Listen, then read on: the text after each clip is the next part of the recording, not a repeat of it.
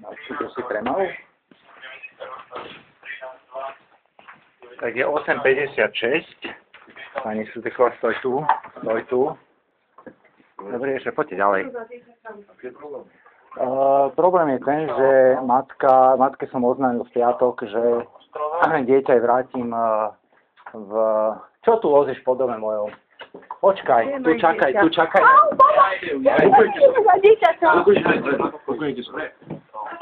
Počkaj, nie, ja si natočím kreslu.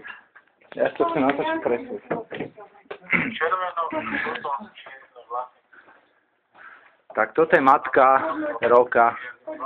Prišla o 9:00 brať dieťa, ktoré som jej oznámil, že bude spať u mňa, lebo tu bola, lebo mi v stredu nedala.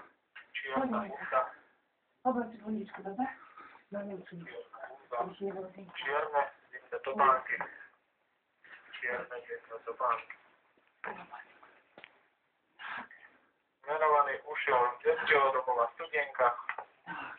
Martinka pusu.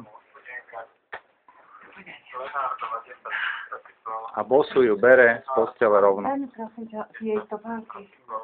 Topánky má tu, môžeš ich zobrať.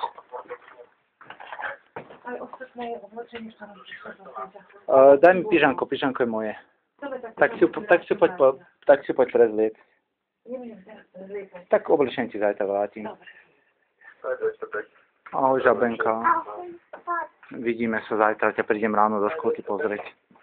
Dovidenia, nehnevajte sa. Mám.